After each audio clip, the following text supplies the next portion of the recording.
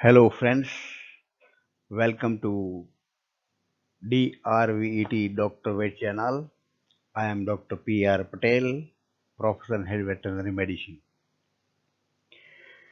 Today we are going to deal with very important disease of bone, that is osteomalacia. We have made in two parts. Today we'll see the part one. In this we'll discuss introduction, definition, causes, pathogenesis, and diagnosis. We have already seen ricket. Ricket occurs in young animals, young growing animals. The similar disease, not much difference, but the osteomalacia occur in adult animals. Remember all these things. Ricket occur in young growing animals, osteomalacia in adult animal. So in adult animal, osteomalacia is called as adult ricket also. Only this is the difference. Otherwise, most of the things are same.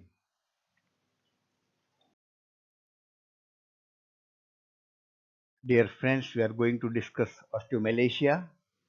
The synonym is adult ricket. I already told you that ricket occur in young growing animal and osteomalacia in adult animals. So it is called as adult ricket. Some of the introduction, what is the difference between these two that we will see here. Here two things happen. One is inadequate or failure of mineralization of new developed matrix. Bone is continuously, there is remodeling.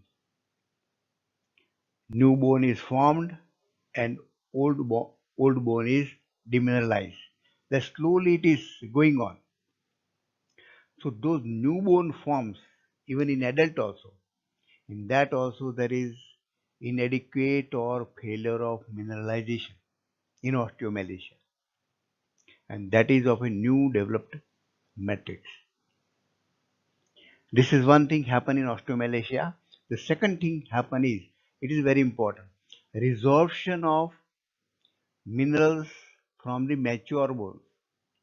Remember, here there is resorption of mineral, one thing in osteomalacia, and in osteomalacia another thing is it affects the mature bones, not young growing bones, mature bones. Generalized means almost all mature bone disruption condition in adult animal. All bones are affected to a greater or lesser extent in adult animal. Osteomalacia is characterized by accumulation of excessive unmineralized osteoid tissue on trabecular surfaces. So there is accumulation of osteoid tissue, but they are not mineralized on trabecular surfaces. What is the trabecula? Trabecula are the thin columns and plates of bones that create a spongy structure located at the end of bones. And in these spongy structures, there is mineralization normally. But when demineralization is that, or unmineralization is that, or inadequate mineralization or failure of mineralization, there is spongy structure remain. This is the main pathogenesis here. Affects bone in which endocortical ossification is completed.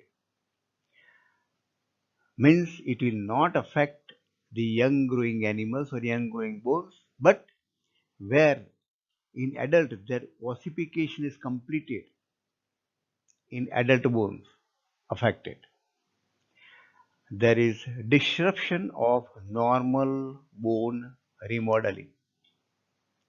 Normal bone remodeling is going on continuously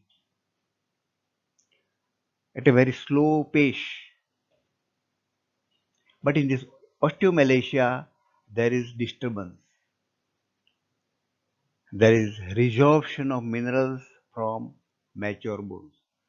So by this introduction, I think it is clear difference between ricket and adult ricket, that is osteomalacia.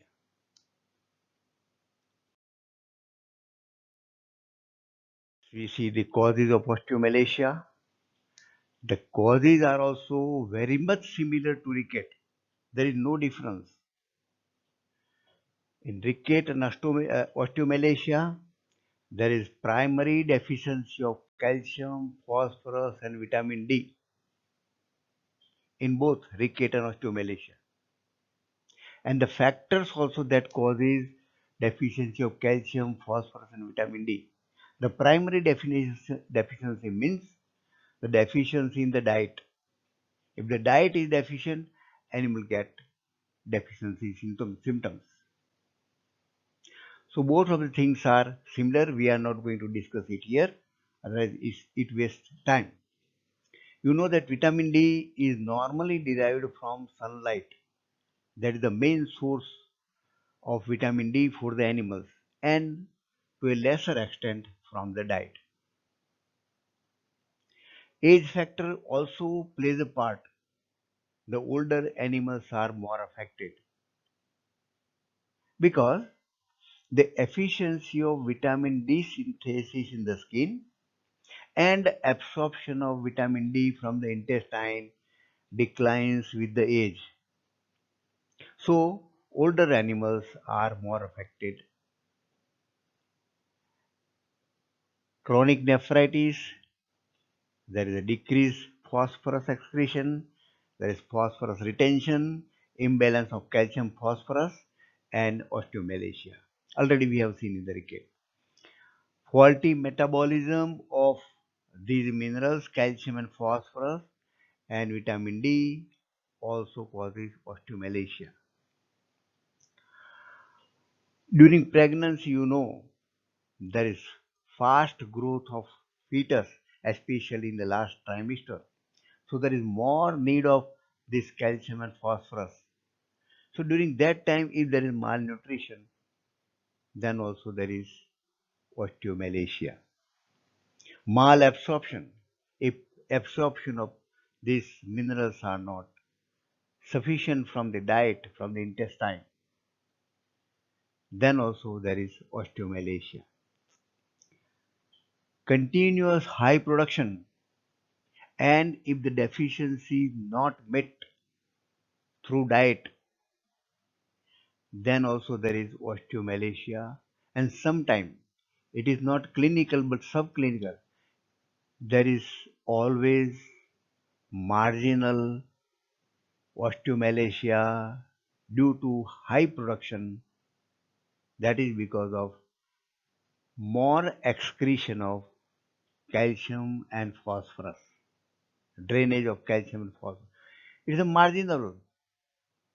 So major symptoms are not seen, but animal suffers from osteomalacia.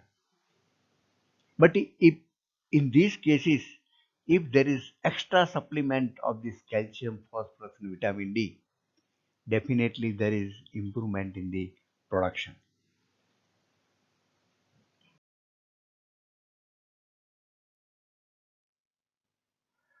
Coming to the pathogenesis, the pathogenesis of rickets and osteomalacia is very much similar. So I'll not discuss much in detail here. We go ahead.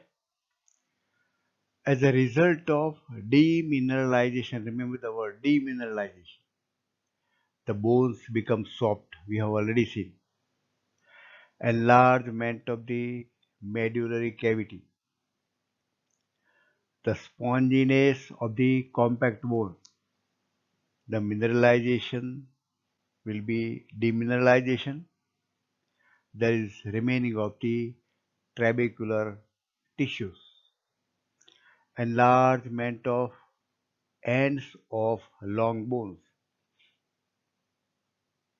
In few cases, the rickets and osteomalacia both can occur in the same animal. And you know that the remodeling of the bones and maturation of the bones is a continuous process in the body. So different bones mature at different rates. Some bone mature at a slow rate, some mature at the faster rate. So because of this remodeling of bone and maturation of the bone occur at a different rates, the newly formed or newly maturing bone suffer from rickets, and the already mature bones they suffer from osteomalacia. So in very few cases, rickets and osteomalacia occur in the same animal.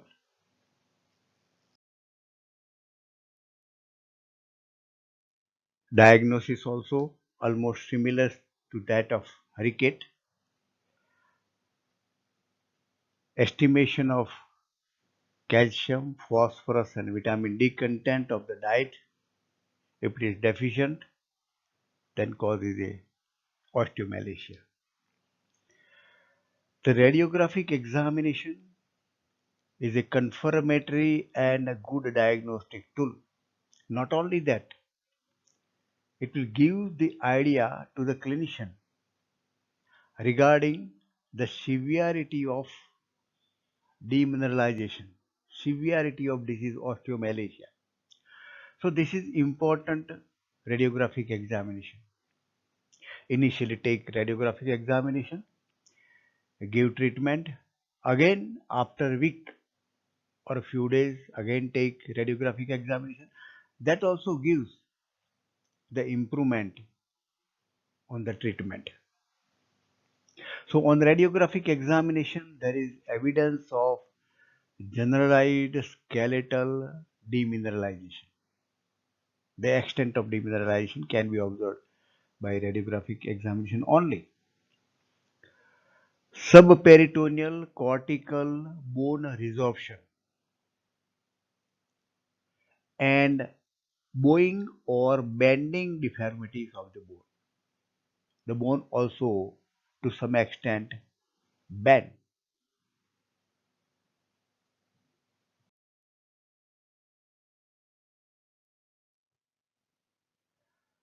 Continuation of the diagnosis. The multiple folding fractures of long bones are observed due to intense localized osteoclast proliferation. There is proliferation of osteoclast and multiple folding fractures occurs in advanced cases. The folding fractures are nothing but there is bending of the bones and buckling of the bones. Really there is no fracture, but there is bending of the bone that is called as folding fracture. This bending because of demineralization. The hydroxyproline level in blood test is also important, used as a diagnostic marker of bone turnover. Hydroxyproline is a amino acid, and by this level of this amino acid hydroxyproline level in blood, clinician can assess the extent of ongoing bone mobilization. That is also a good importance for treatment aspect of view, that clinician can decide the improvement in treatment and how much treatment is required. The biochemical features we have already seen in rickets are similar here also in osteomalacia, so I don't want to repeat it. There is low serum calcium and urinary calcium, elevated serum alkaline phosphatase level, and elevated parathyroid hormone due to low calcium level. When calcium level is low, it stimulates the parathyroid gland to produce more parathyroid hormone.